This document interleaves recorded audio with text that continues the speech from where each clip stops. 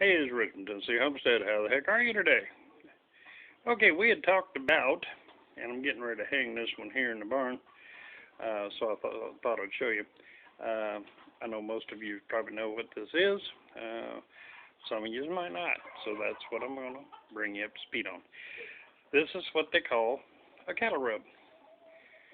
It is nothing more than a huge tube sock stuffed with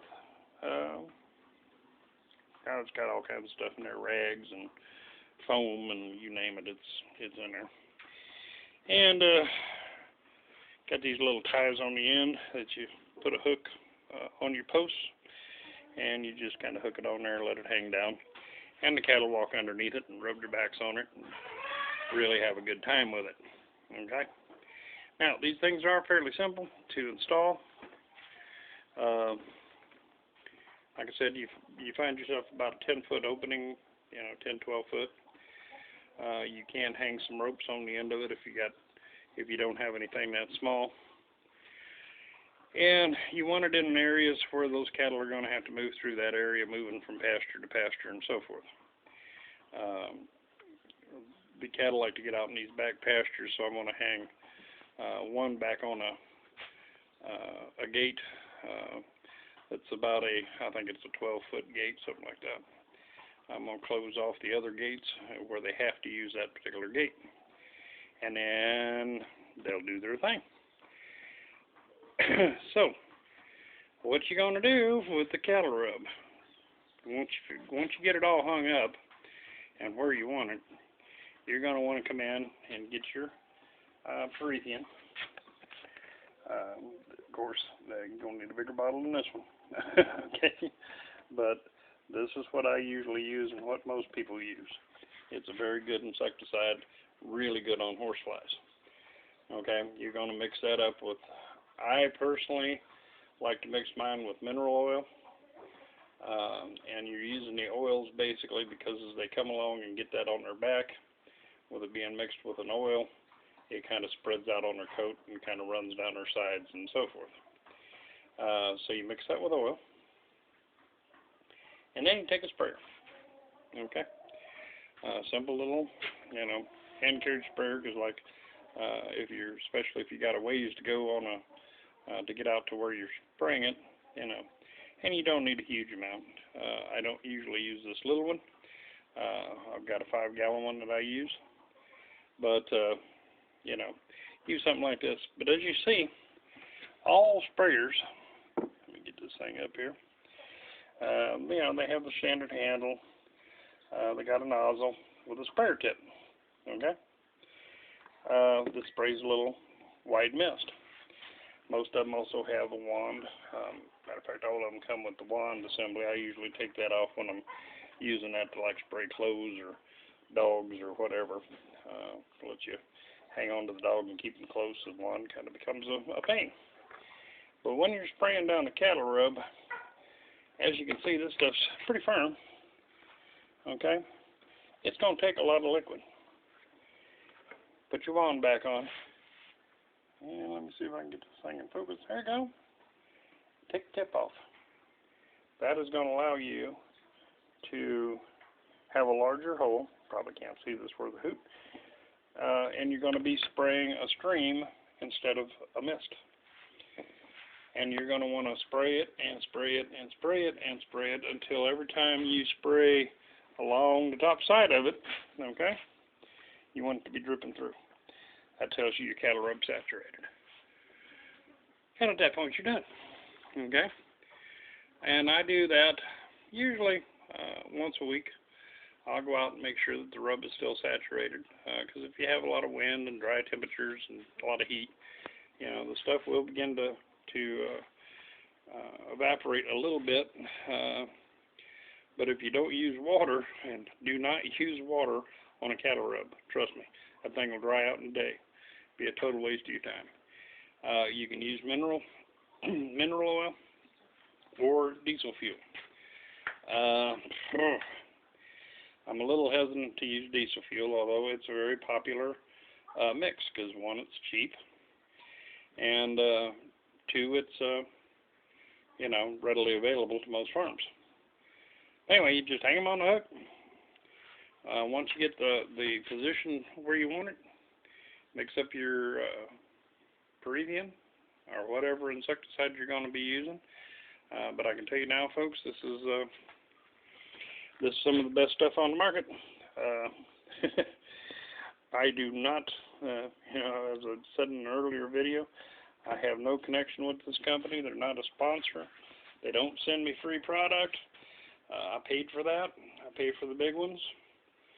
So it is one of those things where if I'm using something that I've really been happy with and a product that works good, I'll tell you what it is. And that's it. The stuff really does a good job. As long as you're doing your job. Keep that rub soaked to where they get a good coat every time they walk under it.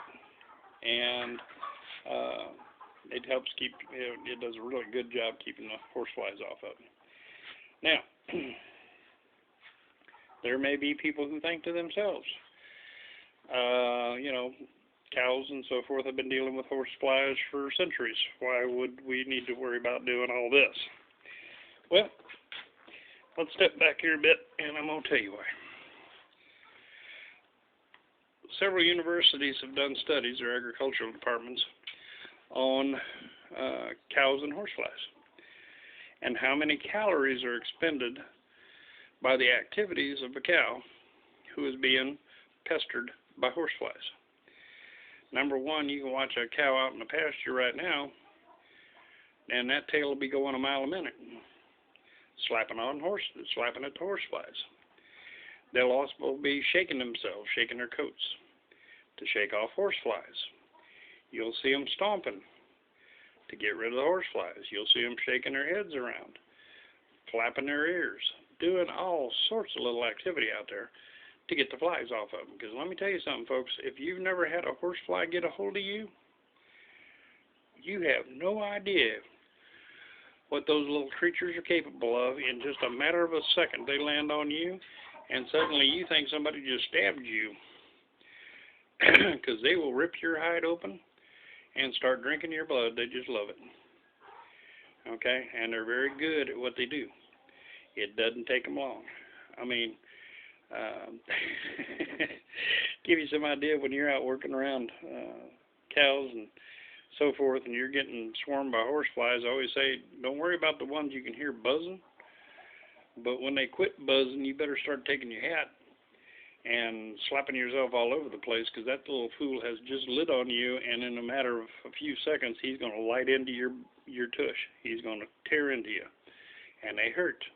And the bigger they are, the more they hurt.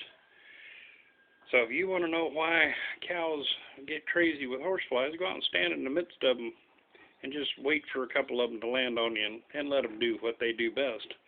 And you're going to quickly see. And these things can rip through a shirt and a t-shirt like you were standing there buck naked. Okay? Just clothing is no obstacle to them. It's just no obstacle whatsoever. So, anyway, back to why cattle, you need to take care of these things. One, I've had cows walk up to a trough just bleeding all over the place. Not good. You know, those wounds can become infected and all sorts of stuff. Number two, in their study, they found the amount of calories the cow burns off of themselves out there doing aerobic exercises to get rid of their flies. That's not good. You don't want your cows burning calories because of a pesky bug. Because here's the thing, folks. Every time it's burning calories, that calories not going to building that cow. And if it's not building that cow, you're losing money. That simple. Okay? And the next thing is, it wastes your pasture. And probably that one just had a bunch of eyebrows go up. Huh? If you sit out there and watch cows for any length of time, what you're going to see is they can't reach the middle of their backs. They have a real hard time with that. When they get up on their shoulder blades, and that's where those horseflies love to go. And by the way, they love to do that with human beings too, so that you can't reach them. They're pretty bright on how to get in places you can't reach them. as they tear into you.